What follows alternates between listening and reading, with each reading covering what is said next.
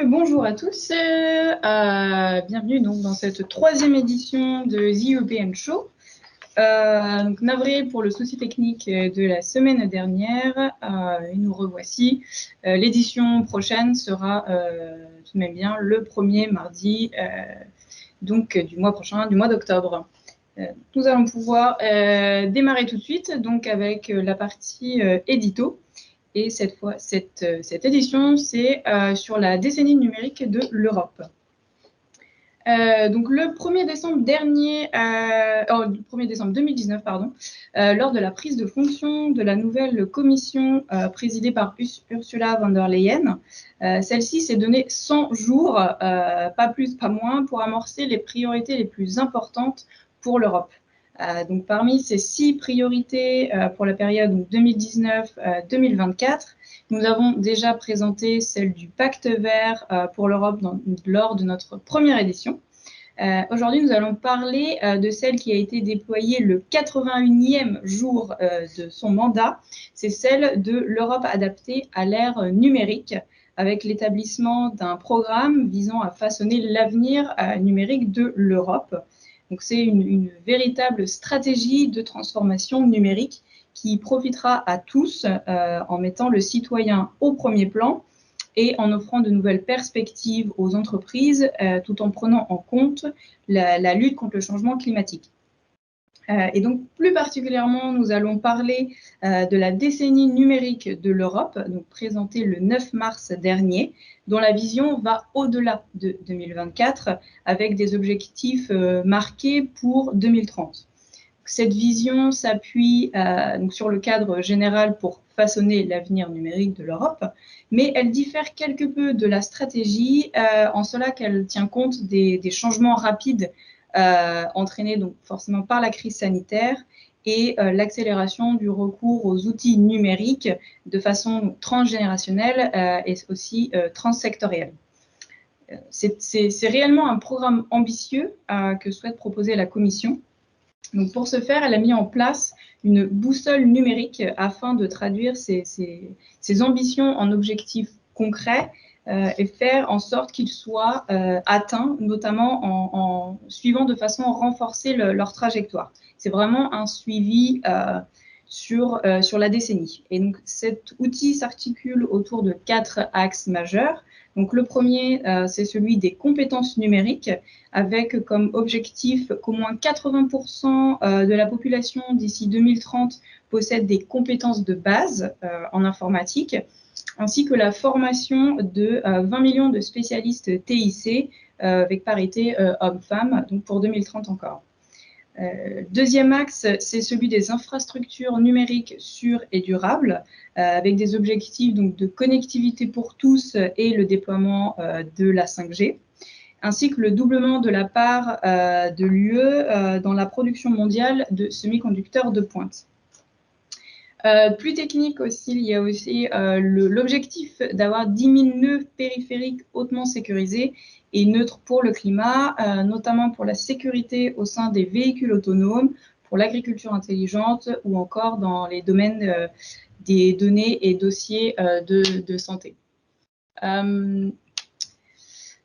Et aussi que l'Europe dispose donc de son premier ordinateur quantique.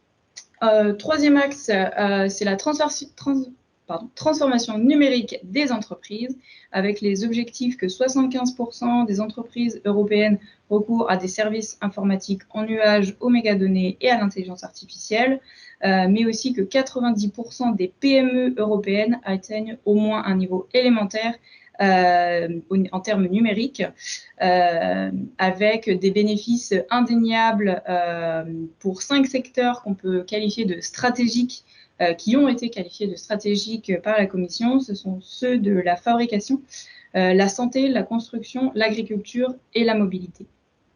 Et enfin, quatrième axe, c'est celui de la numérisation des services publics avec des objectifs forts que sont donc tous les principaux services publics devraient être disponibles en ligne. Tous les citoyens auront un accès à leur dossier médical en ligne et que 80% des citoyens devraient utiliser une solution d'identification numérique. Et afin de réaliser donc les objectifs de cette décennie, c'est une véritable collaboration entre la Commission et les États membres qui est attendue pour réellement assurer un effort collectif, notamment un effort financier, puisqu'une partie des financements alloués pour atteindre ces objectifs proviendra du programme Next Generation EU notamment, mais aussi des États membres eux-mêmes, ces derniers devant consacrer une partie de leur budget pour la reprise et la résilience donc pour cette transformation numérique généralisée. Pourquoi est-ce qu'on s'y intéresse dans ce cas parce que cela va offrir et offre déjà des opportunités intéressantes pour toutes les parties prenantes, y compris les startups, les PME, les chercheurs, les administrations publiques, les organisations et les citoyens, évidemment. Car non seulement il sera possible de profiter des retombées des actions lancées, forcément, mais aussi la voie est ouverte pour une participation active de tous à ce changement. Notamment car en parallèle des priorités et plans stratégiques européens se trouvent les outils financiers et étant entendu ici les programmes via lesquels l'Europe finance les projets européens.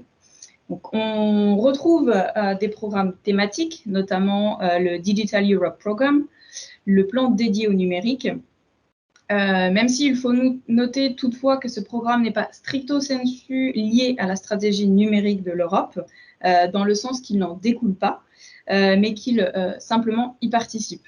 Donc nous reviendrons d'ailleurs sur ce programme lors d'une prochaine édition. Il y a aussi les programmes connexes, c'est-à-dire qui comprennent une part plus ou moins significative d'actions liées au numérique. On retrouve le CEF, Connecting Europe Facility, qui soutient le développement des réseaux transeuropéens performants, durables et efficacement interconnectés dans le domaine des transports, de l'énergie et des services numériques.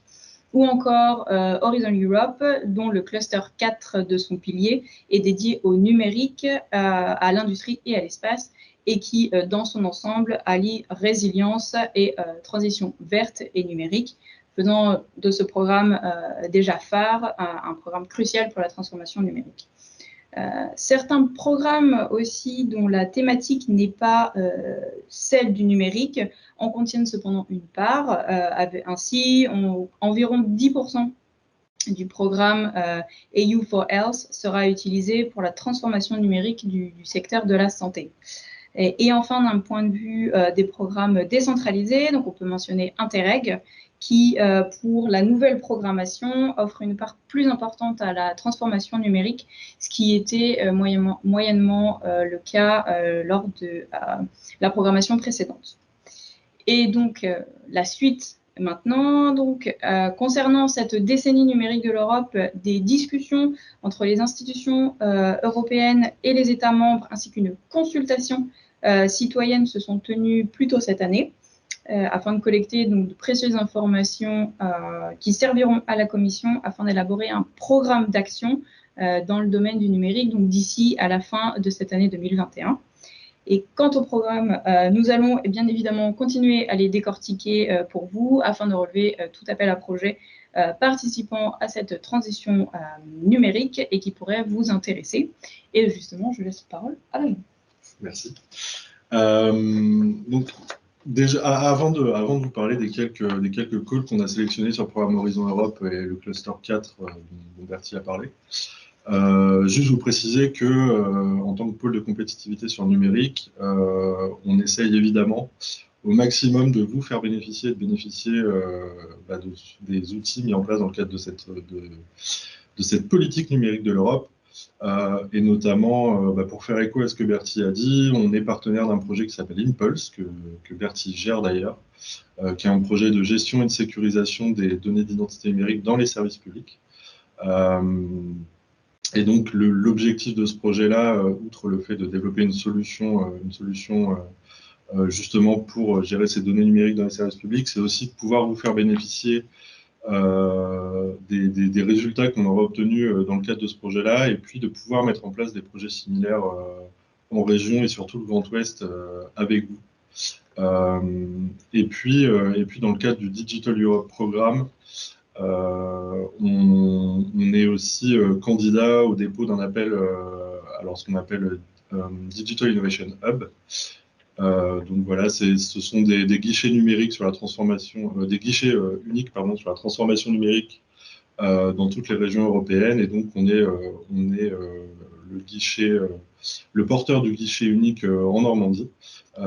Et on sera thématisé sur la mobilité connectée, mais on travaillera à la transformation numérique de toutes les entreprises du territoire. Et donc on est en train de structurer ce projet-là avec une grande majorité des acteurs de l'écosystème d'innovation en région, donc les incubateurs, les universités, les collectivités, etc. Donc, si vous avez des questions, n'hésitez pas à nous recontacter, que ce soit sur ces deux projets-là ou sur, si vous voulez des précisions sur le programme pour la décennie numérique de l'Europe. Et donc, on vous a fait une petite sélection des calls qui vont arriver début 2022, enfin, qui vont s'ouvrir là le mois prochain, en octobre, et qui vont se clôturer début 2022 sur le cluster 4, donc le cluster numérique notamment. Donc il y a plusieurs calls intéressants, on vous les enverra évidemment par email suite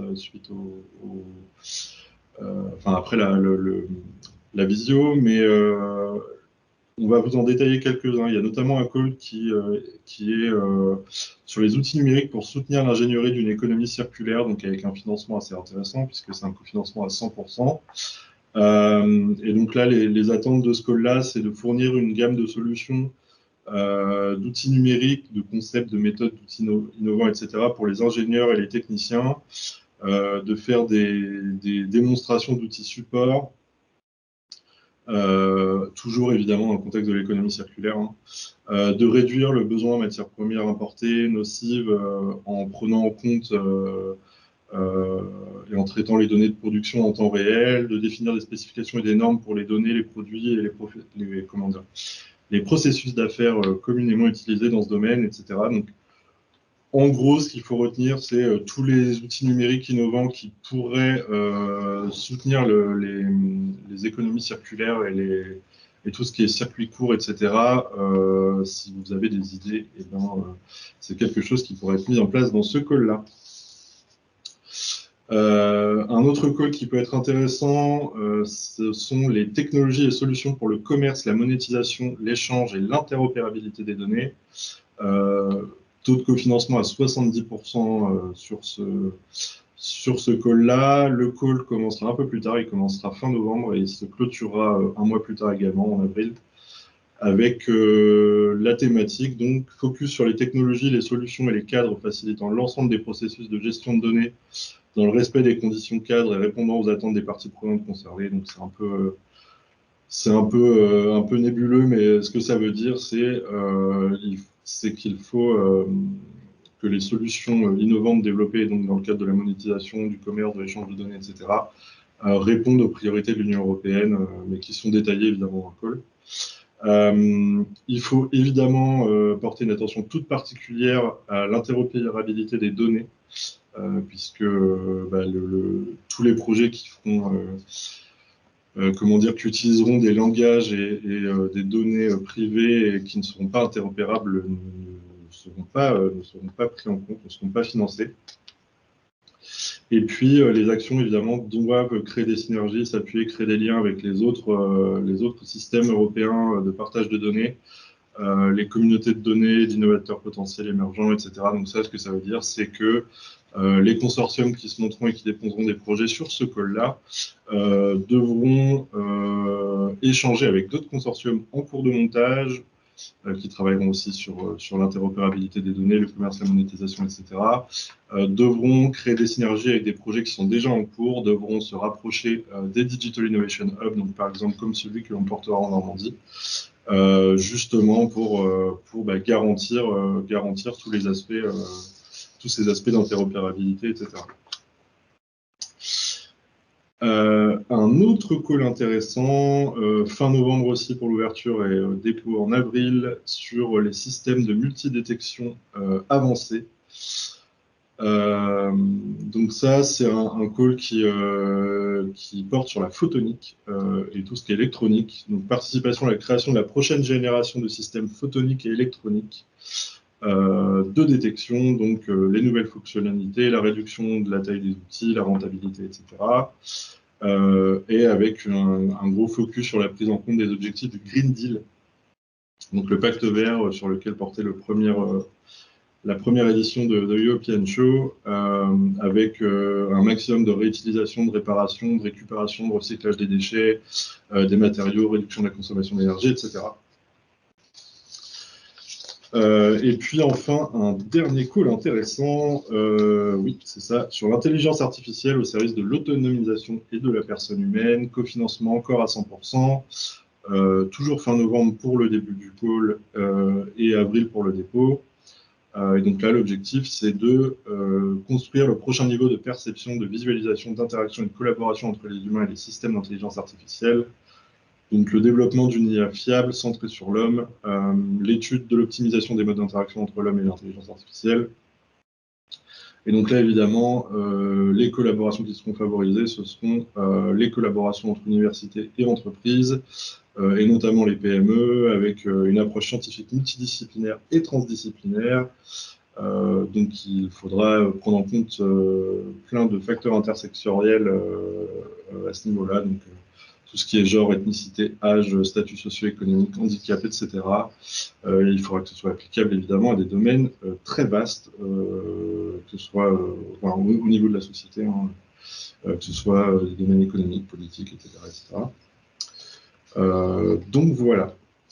On va vous envoyer évidemment, comme je le disais, ces informations-là avec des précisions un peu supplémentaires à la suite de cette édition. L'objectif, c'est pas que vous alliez creuser ces calls tout seul, mais c'est que vous reveniez vers nous si certains de ces calls peuvent vous intéresser. Et évidemment, à ce moment-là, on chargera de les décrypter pour vous et de faire un point avec vous sur les consortiums en cours de montage que vous pourriez peut-être intégrer, ou sur éventuellement des recherches de partenaires. Enfin, voilà, on pourra évidemment vous aider, si certains de ces calls vous intéressent, à aller déposer les projets, sachant que vous avez encore pas mal le temps si vous avez des idées de projets, puisque comme je le disais, la plupart des calls sont déposés pour avril, donc ça vous laisse de quoi rédiger le dossier du projet, puisque je vous rappelle que pour Horizon Europe, il y a une simplification des procédures, donc les dossiers sont un peu moins longs sur le programme précédent, où c'était beaucoup plus compliqué de déposer dans des délais de 6 mois. Là, ça va être un peu plus facile. Voilà pour moi. Je ne sais pas si vous avez des questions, n'hésitez pas à lever la main si vous en avez. Et sinon, on va pouvoir clôturer pour aujourd'hui. Tout à fait. Et si vous avez des questions qui surviennent un petit peu plus tard, n'hésitez pas à nous envoyer un mail à Benjamin ou à moi, et nous vous répondrons évidemment. Mais s'il n'y a pas de questions, nous allons vous dire donc dans 3 semaines maintenant, pour la 4e édition de The European Show. À bientôt. À bientôt, bonne journée.